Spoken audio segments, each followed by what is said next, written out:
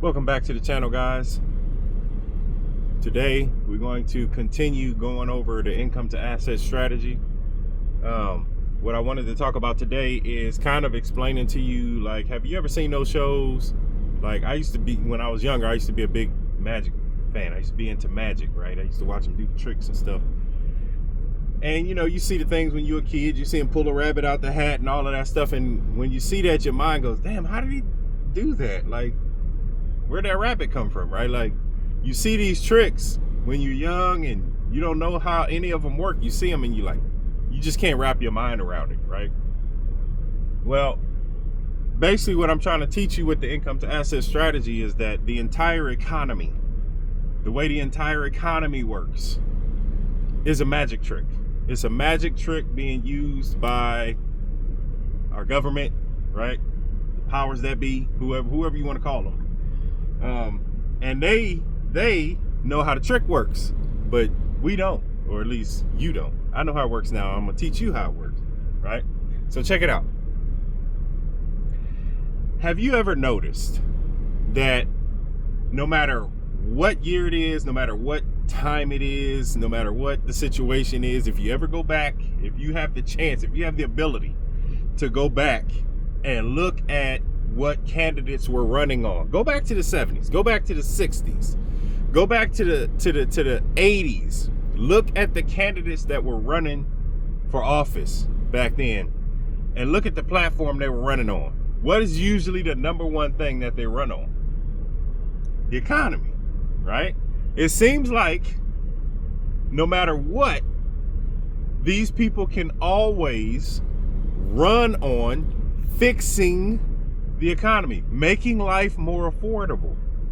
They've been trying to make life more affordable since we started our economy. Has anyone noticed that they never do it? They never fix it. It never gets more affordable. For us, right? Who does it get more affordable for?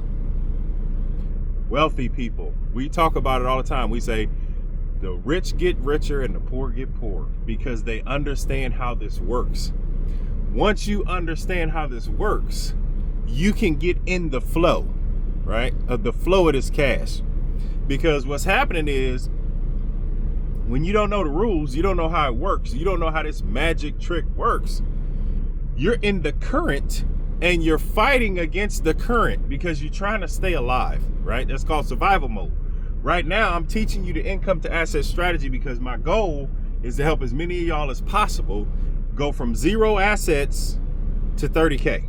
That's my main goal right now. 0 assets to 30K. I'm trying to get as many people there as I can because my hope is that once I get you to 30K, by then you will have wrapped your mind around how this works, because that's how it worked for me, right? When I got to 30K and I started seeing how this worked, that's when the light bulb went off and I said, now I get it. Now I understand how this works, right? 30K is that spot where you have some breathing room, right? Everything's not an emergency. That 30K represents some level of not safety, but it gives you time where you're not grasping at everything because you're running out of air, right? You're about to go under. When you got that 30K under your belt and you finally put it together, you're like, okay, yeah, now I see how this works. And you feel like you can make progress from there. It takes you out of survival mode. See, the way they win with most people is they keep you in survival mode, right? When you're in survival mode, all you can think about is, it's in the name. All you can think about is surviving. Like, where's your next meal gonna come from? How's your rent gonna get paid this month, right? You just trying to survive. But when we get you out of that mode and you can sit back and take a breather, now it's like, okay, now it's time to go on offense. You become a monster, right? You become obsessed with assets. You become obsessed with assets. So I'm trying to get as many of you as I can out of survival mode, 0 to 30K. Okay, so how do we do that, right? Now, the video I made yesterday, I told you how the system works. I went through it with you. Don't worry, most of these videos are going to go over the same system in different ways from different angles, because I have to show you how this works, and I have to show you in different ways because everybody learns different, and I need everybody to catch on how this works. All right. But my point is, the reason why the politicians can never fix the economy and can never make it more affordable for you if you don't know how this works is because the entire system is designed to work the way it does. It's designed that way, right?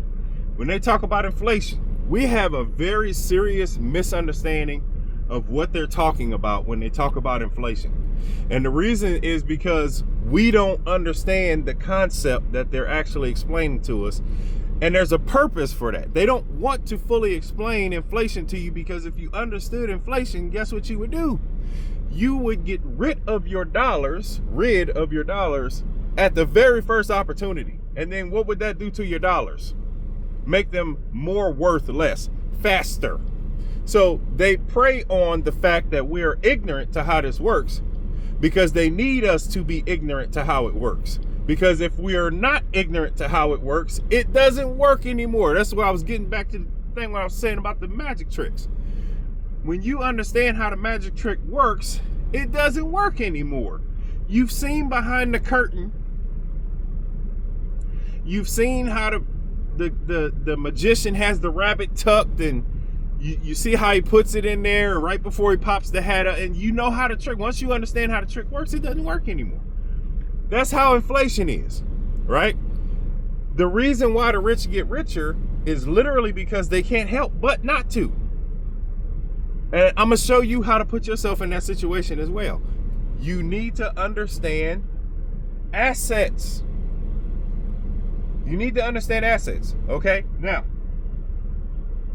when I showed my system yesterday, I was telling you how I opened a brokerage account. I moved all my money into the brokerage account, and I started living out of the brokerage account. But I did that systematically. I did that in a certain way. I'm going to show you how I did that. Because some of you saw me explain how this works, and you're thinking to yourself, yeah, I want to do that. And you're probably like, not sure how to get started. I'm going to show you how to get started, all right? Now, we'll go over brokerages in the next video. I don't want this video to be too long. We'll go over brokerages in the next video. I'm just going to show you how I made the transition from bank living over to brokerage living, all right? So, as I pointed out in my last video, I was doing what everybody else was doing. I had a bank account, and all of my money was going into the bank account. Then I had to pay all of my bills because I got to live, right? So I was paying all my bills. My money would come into the bank account, and it would go right out to all of my bills, my mortgage or rent, my car note, my insurance, food, other expenses. And then all I had at the end is whatever was left, right? Whatever was left is what I had to work with to do what I wanted to do with it, right? Whether I wanted to save it, invest it, fuck it off, whatever. It was for me to do what I wanted to do with it, right? But then I transitioned. So the first thing I did is I was saving money in my bank account, in my savings. And I got that up to $5,000. So the first thing I did, I kept this going the way it was. But what I did is I took that $5,000 in the savings and I moved it over here. Guess what the brokerage did as soon as I moved that money over here?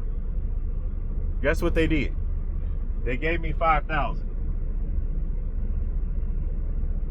They gave me another $5,000. So even though I only had $5,000 in the account, when you looked at my brokerage statement, it would say $10,000 buying power. Buying power is what it sounds like. It tells you how much you can buy with what you have. But when you look in your account, you're like, well, how do I have $10,000 in buying power when I only have $5,000 in the account? Margin. The brokerage is going to give you margin, right? So guess what I did? I didn't do anything. I didn't touch that $5,000 that they gave me. I took my money because I did not want my money sitting in cash. I took my money and I invested it. So instead of paying for all of this stuff, which I was already doing that. This was money I had saved. I took that $5,000 and I put it into assets. I put it into assets, all of it. Right? So I invested the whole $5,000. Did I do that to make money? Kind of, but not really. I'm gonna tell you why I did that. I moved the $5,000 into assets because I knew that my plan was to live out of the brokerage. And if I'm gonna live out of the brokerage and I want to use their money to pay my bills, well, then I can't have any in there. It can't be in there in cash. I have to spend it. So I spent it all on assets. And as soon as my balance was slightly negative, meaning I spent all of my money and I was using a little bit of theirs, like $10 or $15 or something, it was in the red. So that means I'm negative, right? As soon as I was negative, that left me about $4,800 of margin. I didn't touch it. I'm gonna show you how to transition over to a brokerage account without getting yourself screwed over, okay? So I left the $5,000 they gave me, I left it in there, right? Then here's what I did. Over the next few weeks, I transitioned all of my payments over to my brokerage account. A little bit at a time, right? The car note, I had some credit cards. I put them on the minimum payment, not the full balance. I put them on the minimum payment because I was carrying balances, big ones, right?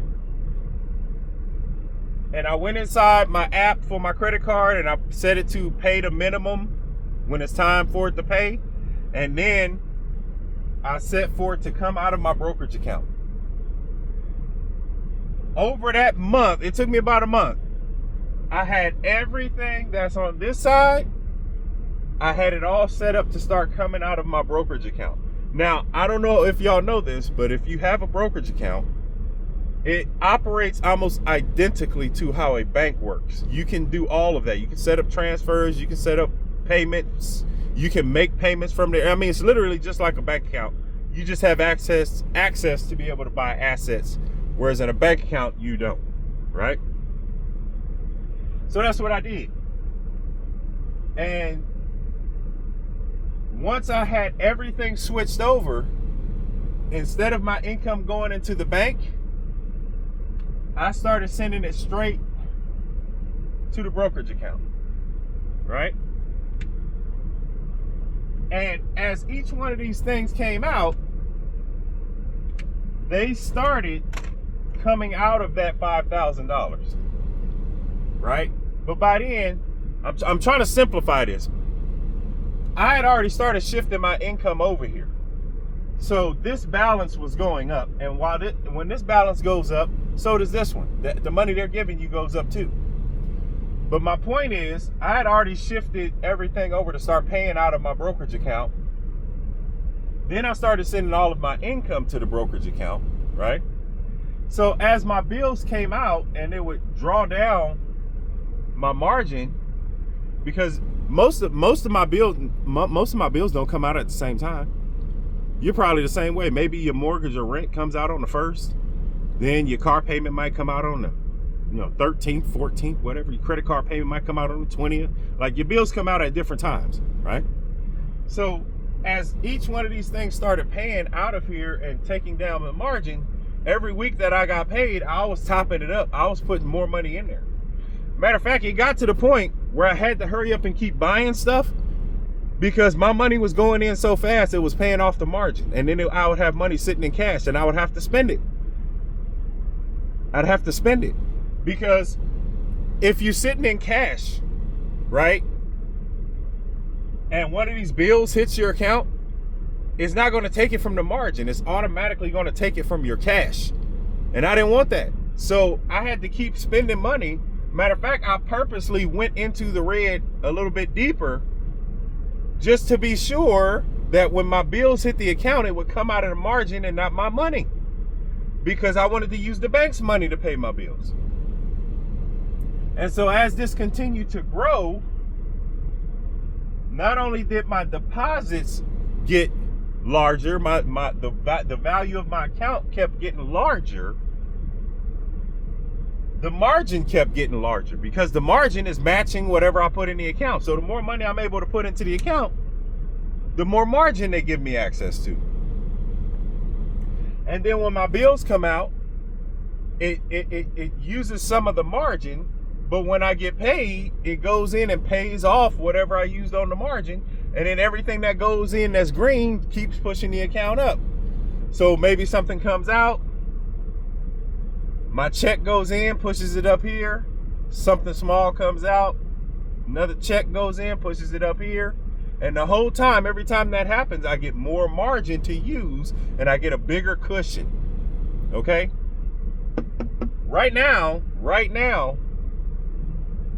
I have way more margin than I have expenses. My available for withdrawal, at some point I'm gonna start bringing my account up here on the camera so you guys can see it. Right now my available for withdrawal is like 16,000. I don't know about you, but I don't spend that much money every month, right? My expenses, I keep my expenses very low. We talked about that in the last video. You have the choice on how you do your expenses. I chose to keep my expenses very low. For a long time, I've been living at about 50% of my income.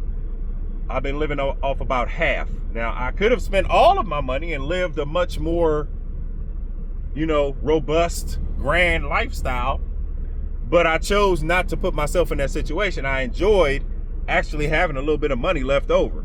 So I was living roughly at about 50, sometimes maybe 60% of my income, and the other 40%, I would stash it.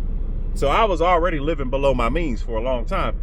But once I started doing this, it went crazy. It went crazy, because all of the extra money that I wasn't spending, that gap between what I was bringing in and what was going out, it started growing real fast. Like my brokerage account started just blow-up-tuating like real quick. Blow-up-tuating. Hey, if you're a Martin fan, you know where that saying came from.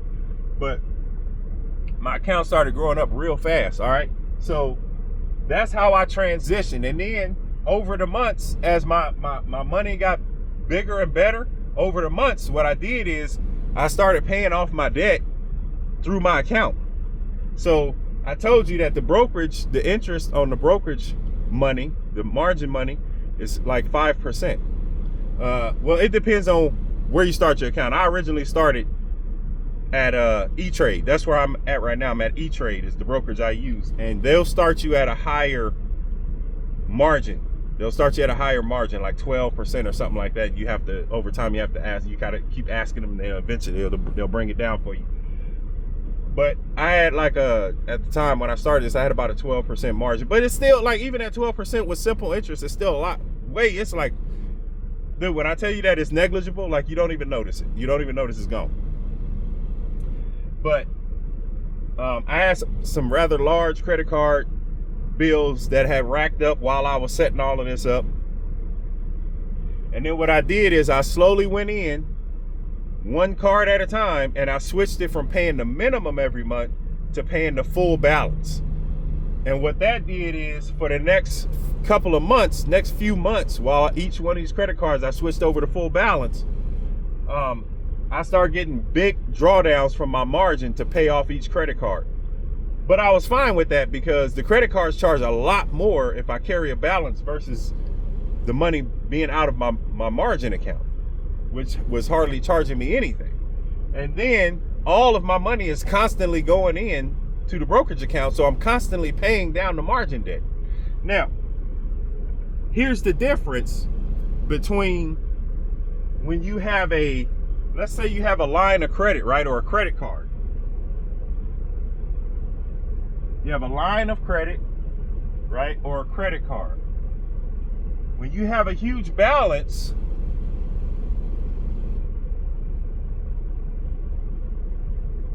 what do you get when you pay that off?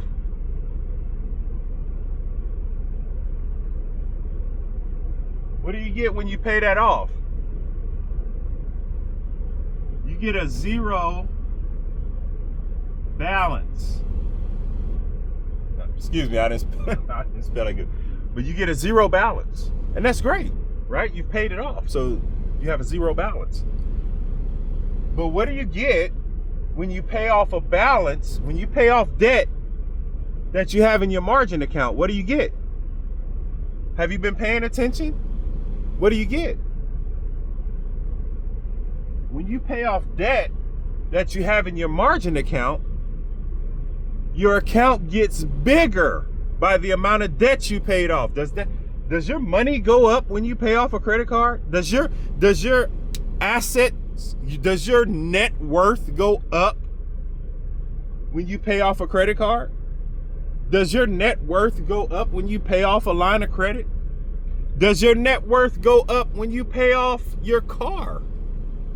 Well, technically, I guess it does, because then you don't have the balance on there. But do you understand what I'm saying to you? Your net worth, well, yeah, I guess technically it does go up because it's a credit card, and if when you're doing your net worth, you're calculating your assets minus your liabilities. So these are liabilities. So these would be considered liabilities. So technically, yes, your net worth go up, but do you feel it? Do you feel it, right? The difference is, the point I'm trying to make is, when you pay these off, or when you pay off any debt, if you have a car you're trying to pay off, or a house, whatever, if you pay off any debt, you get a zero balance. That's great. That means you don't have to pay it anymore. It's gone. No more payments till you use it again, right? But when you pay off debt in your margin account, guess what you get? A bigger account. And because you paid off the debt and the value of your account has grown, guess what they give you? More margin to use. When you start to understand how this works, you'll see that you becoming wealthy. Listen, yesterday in my video, I said there was a day when I woke up and I looked at my wife and I said, we'll never be broke again. Well, there was another day. There was another day that came when we hit about 50,000. And I looked at her and I said, not only will we never be broke again, but it is literally inevitable that we will become multimillionaire. We will become millionaires. And the more time you have to play this game, the wealthier you'll become faster, because you have more time to compound. But it is inevitable. It's like Thanos. It's inevitable. You will become wealthy when you play this game, because it's math.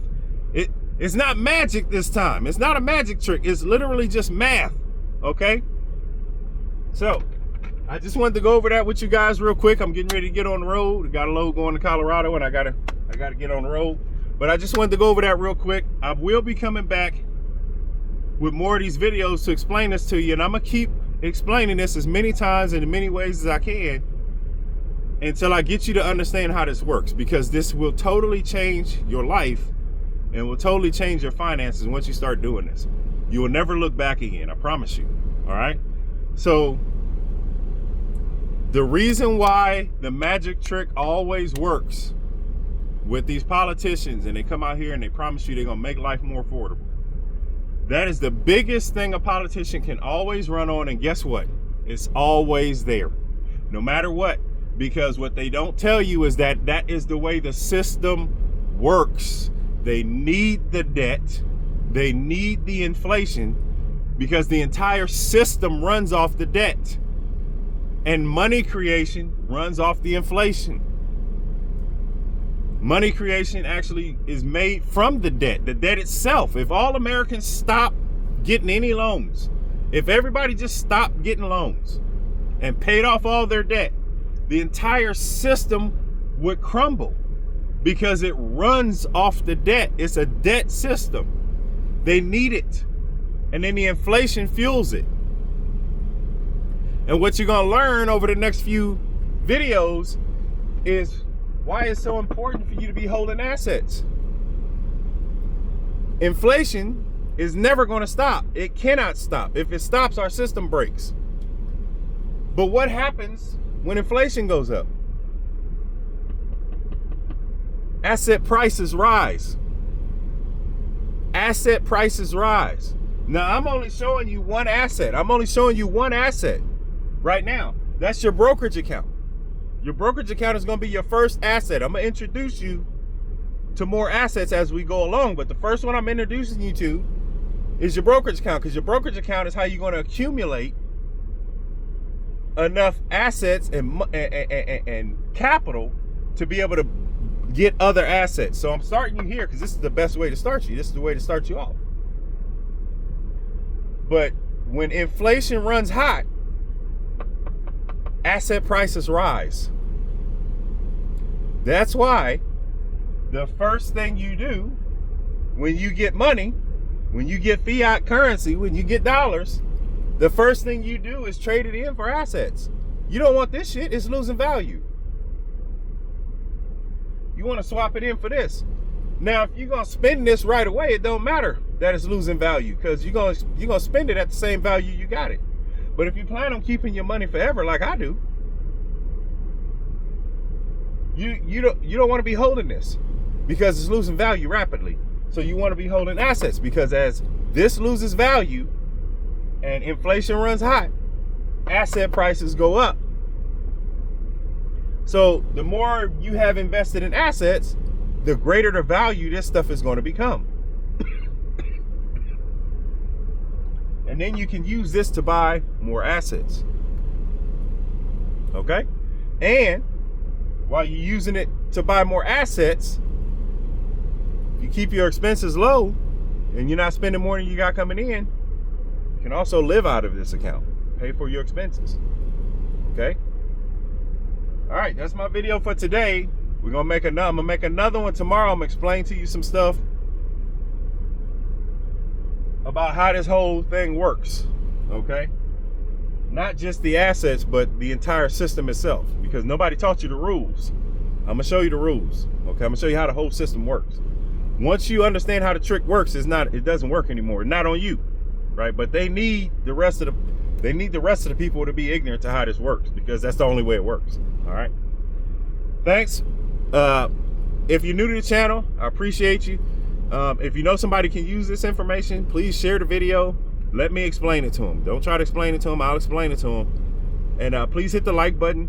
And if you made it all the way to the end of this video and you watched the whole video, comment zero balance. Comment zero balance in the comment section so I know that you made it to the end of the video. You watched the whole video. I do respond to all of my comments, and I'll see you guys later.